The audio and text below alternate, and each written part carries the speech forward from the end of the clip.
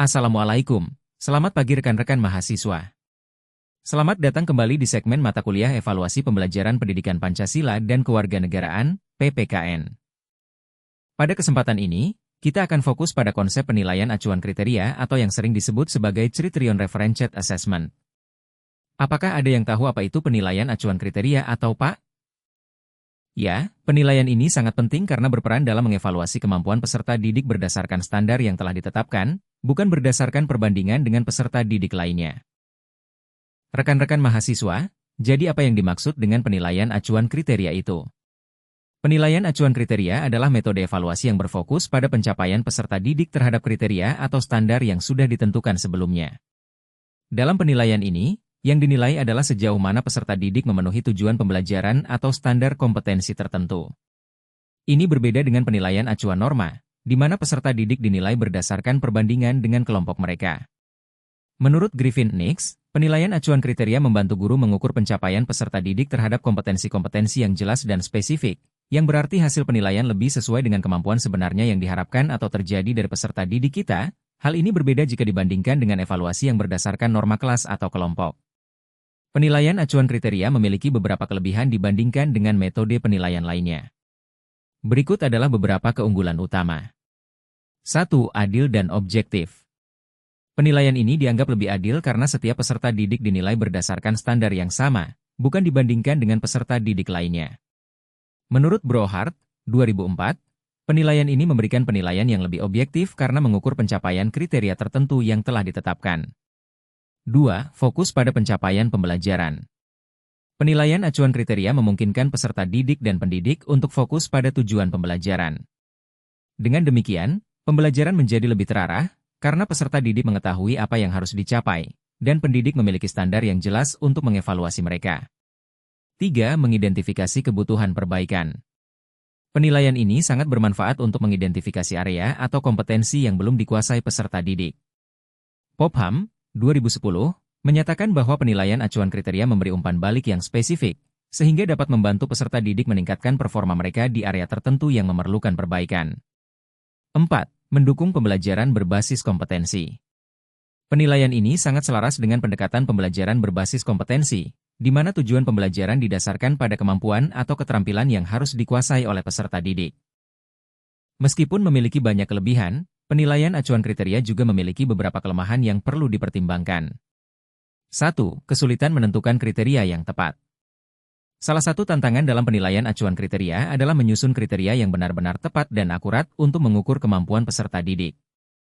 Nitko, 2007, menyebutkan bahwa jika kriteria tidak disusun dengan baik, penilaian bisa menjadi tidak efektif atau terlalu sulit dicapai oleh peserta didik. 2. Butuh waktu untuk menerapkannya. Penilaian acuan kriteria membutuhkan waktu yang lebih lama untuk disiapkan dan dilaksanakan, karena guru harus menyusun standar atau kriteria dengan detail dan melakukan pemeriksaan yang lebih teliti berdasarkan rubrik yang telah dibuat. 3. Kesulitan dalam mengukur kreativitas dan inovasi. Penilaian acuan kriteria seringkali lebih fokus pada standar formal yang jelas dan dapat diukur. Hal ini bisa menjadi kendala jika kita ingin menilai aspek-aspek yang lebih abstrak seperti kreativitas atau inovasi, yang mungkin tidak dapat diukur hanya melalui kriteria yang kaku. Terus, bagaimana melakukan penilaian acuan kriteria yang baik? Untuk memastikan penilaian acuan kriteria dilaksanakan dengan baik, berikut adalah langkah-langkah yang dapat diambil. 1. Menetapkan tujuan pembelajaran yang jelas. Penilaian acuan kriteria harus dimulai dengan tujuan pembelajaran yang spesifik dan dapat diukur. Tujuan tersebut harus dirumuskan dengan jelas agar mudah dipahami oleh peserta didik. Menurut Griffin-Kerr, tujuan pembelajaran yang baik akan memandu penyusunan kriteria dan instrumen evaluasi yang relevan. 2. Menyusun rubrik atau standar penilaian. Dalam penilaian acuan kriteria, rubrik atau standar penilaian sangat penting. Rubrik ini berfungsi sebagai pedoman dalam mengevaluasi sejauh mana peserta didik telah mencapai tujuan pembelajaran. Rubrik yang baik harus memuat deskripsi yang jelas mengenai tingkat pencapaian kompetensi dari yang paling rendah hingga yang paling tinggi. 3. Menyiapkan instrumen yang tepat. Instrumen evaluasi, seperti soal tes atau tugas, harus sesuai dengan kriteria yang telah ditetapkan. Tes atau tugas harus mencakup berbagai aspek dari kompetensi yang diharapkan. 4. Melakukan pengawasan yang objektif. Agar penilaian berjalan dengan lancar dan adil, guru harus melakukan pengawasan yang ketat selama pelaksanaan evaluasi. Ini akan membantu memastikan bahwa penilaian dilakukan dengan jujur dan objektif sesuai dengan kriteria yang telah ditetapkan. 5. Memberikan umpan balik yang konstruktif. Setelah evaluasi selesai, penting untuk memberikan umpan balik yang spesifik dan konstruktif kepada peserta didik. Umpan balik ini harus berisi penjelasan mengenai sejauh mana peserta didik telah mencapai kriteria yang ditetapkan dan apa yang harus mereka lakukan untuk meningkatkan pencapaian mereka. Mahasiswa yang saya banggakan, penilaian acuan kriteria bukan hanya sekadar alat untuk mengukur seberapa jauh siswa kita telah memahami materi, tetapi juga sebagai sarana untuk membantu peserta didik kita berkembang lebih baik.